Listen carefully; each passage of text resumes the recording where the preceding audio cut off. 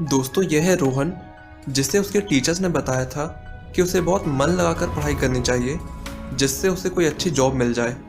और एक बार उसे जॉब मिल गई फिर वो अपनी लाइफ इंडिपेंडेंटली जी सकता है। और रोहन बिल्कुल ऐसा ही करता है। वो बहुत मन लगाकर पढ़ाई करता है, उसे सारे एग्ज़ाम से बहुत अच्छे मार्क्स मिलते हैं और फिर उसे एक जॉब भी मिल जाती है जहां उसे 1 लाख पर मंथ की सैलरी मिलती है।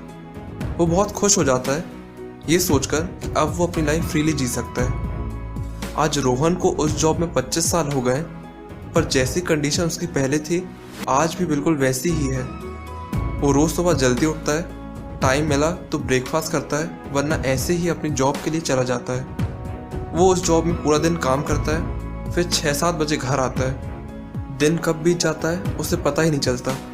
वो आज भी फाइनेंशियली फ्री नहीं है। दोस्तों हम सब एक रैट रेस में फंसे हैं जहां हम स्कूल्स और कॉलेजेस में बहुत मेहनत करते हैं जिससे हमें कोई अच्छी जॉब मिल जाए। हमें ये लगता है कि एक बार कोई जॉब मिल गई उसके बाद हम फ्रीली जी सकते हैं। पर क्या ऐसा सच में होता है? कि हम सच में फ्री हो जाते हैं? इसका आंसर है नो। हम उस जॉब में 9 to 5 मेहनत करते रहते हैं जिससे शायद हम पसंद भी नहीं करते। फाइनेंशियल नॉलेज ना होने कारण हम उस जॉब में धक्के खाते रहते हैं। हम पैसों के गुलाम बन चुके हैं। दोस्तों हमारा एजुकेशन सिस्टम हमें बस यही सिखाता है कि कैसे हम अच्छे मार्क्स स्कोर कर सकते हैं, कोई अच्छी जॉब क्रैक कर सकते हैं जिससे हमें कोई अच्छा पैकेज मिल जाए। हमें investing, financial freedom, passive income, इनके बारे में कुछ नहीं बताया जाता। अभी कुछ ही दिनों पहले मेरे दोस्त का मुझे फ़ोन आया था जो मुझे बता रहा था कि कैसे कुछ रीजंस के कारण उसके पास मंथ एंड तक कोई पैसे नहीं बचते अपने खर्चों के लिए। उसे अपने पेरेंट्स से पैसे मांगने पड़ते हैं। वो जो जॉब करता है उससे वो पसंद भी नहीं करता, पर क्योंकि उसने एजुकेशन लोन लिया है इसलिए वो उस जॉब को छोड़ भी नहीं सकता। सैलरी एक ऐसा ट्रैप है जो हमें हमारे सपने भूल जाने के लिए और किसी और के सपने पूरे करने के लिए दी जाती है। तो आज हम इस वीडियो में देखेंगे कि कैसे हम कुछ सिंपल स्टेप्स फॉलो करके पैसों के लिए काम करना छोड़ सकते हैं और फाइनेंशियल फ्रीडम अचीव कर सकते हैं जहां पैसा हमारे लिए काम करेगा। दोस्तों ये वो स्टेप्स हैं जो मैं भी फॉलो करता हूँ और जल्दी मैं फाइनेंशियल फ्रीडम अचीव करने वाला हूँ। ये चैनल मैंने इसलिए स्टार्ट किया है ताकि जो मेरी फाइनेंशियल नॉलेज है वो मैं आप लोगों के साथ शेयर कर सकूँ और आगे मैं ऐसी कई फाइनेंशियल नॉलेज से रिलेटेड वीडियोस बनाने वाला हूँ। तो आप इस चैनल को सब्सक्राइब कर सकते हैं जिससे आप वो वीडियोस मिस ना करें। पहला स्टेप है नो योर फाइनेंशियल गोल।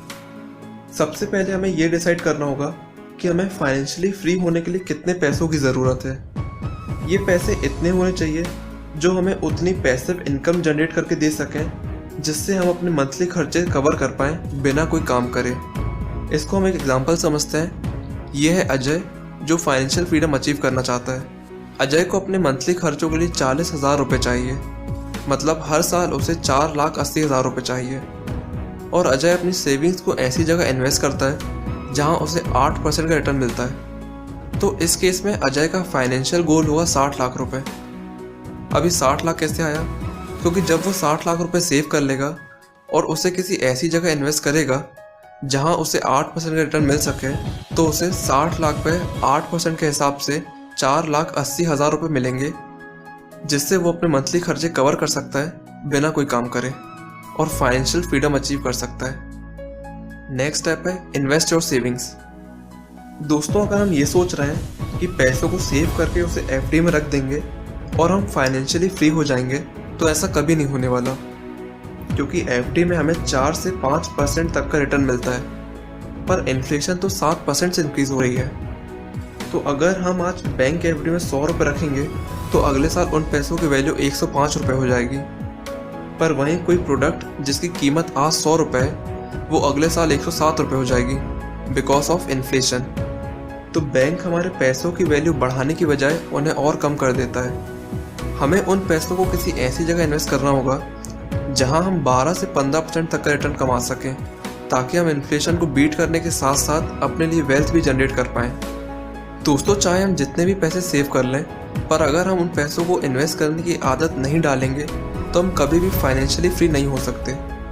इसको हम एक एग्जाम्पल समझते हैं। अज्यूम करते हैं कि आप अपनी सैलरी से सारे खर्चे निकालने के बाद 5,000 रुपये सेव करते हैं और आप उन पैसों को हर महीने किसी ऐसी जगह इन्वेस्ट करेंगे जहां आपको 13% का रिटर्न मिल सके और आप अपने इन्वेस्टमेंट अमाउंट को हर साल 10% से इंक्रीज करेंगे। मतलब जैसे आप इस साल हर महीने 5,000 रुपये इन्वेस्ट कर रहे हैं तो अगले साल आप हर महीने 5500 रुपये इन्वेस्ट करेंगे और ऐसा आप 20 साल तक करेंगे और फिर 20 सालों के बाद आपके पास होंगे 1.08 करोड़ रुपीस।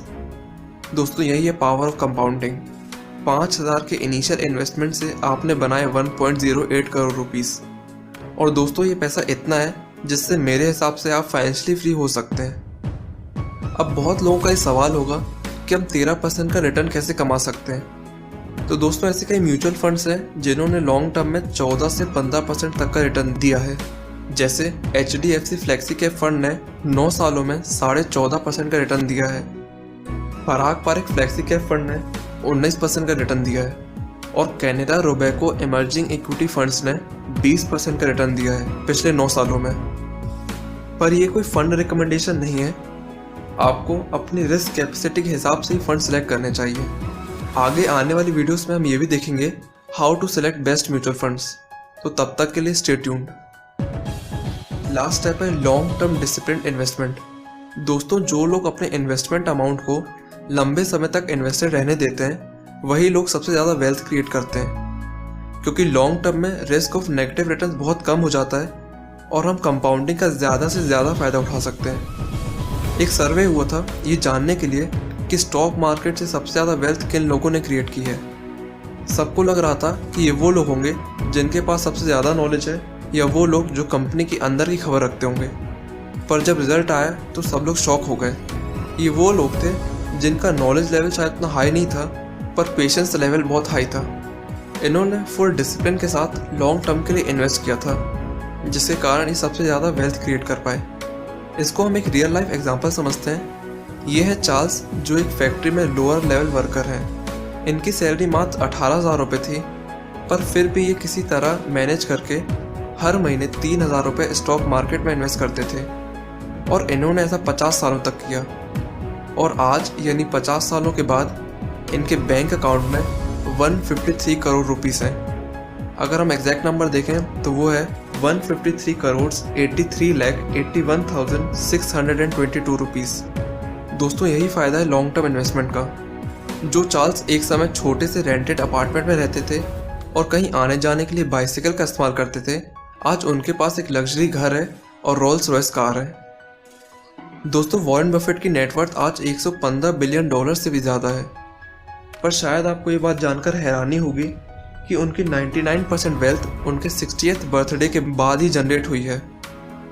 नो डाउट उनके पास बहुत अच्छी इन्वेस्टमेंट स्किल्स हैं, पर उनके केस में असली खेल टाइम का था। उन्होंने 11 साल की उम्र से ही इन्वेस्टिंग स्टार्ट कर दी थी, जिसके कारण वो कंपाउंडिंग का ज़्यादा से ज़्यादा फ़ायदा उठा पाए। तो ये वो 3 स्टेप्स हैं जिन्हें आप लोग भी फॉलो कर सकते हैं फाइनेंशियल फ्रीडम अचीव करने के लिए। वॉरेन बफेट कहते हैं if your salary is your only source of income you are 1 step before poverty. अगर हमारी सैलरी हमारी कमाई का एकमात्र जरिया है तो हम एक कदम दूर हैं गरीबी से। इसलिए हमें फ्यूचर के लिए इन्वेस्टमेंट ज़रूर करनी चाहिए। दोस्तों अगर आपको ये वीडियो अच्छी लगी हो तो आप इस चैनल को सब्सक्राइब कर सकते हैं और वीडियो को भी लाइक कर सकते हैं, जिससे मुझे मोटिवेशन मिलेगा ऐसी और वीडियोस बनाने के लिए। Thanks for watching.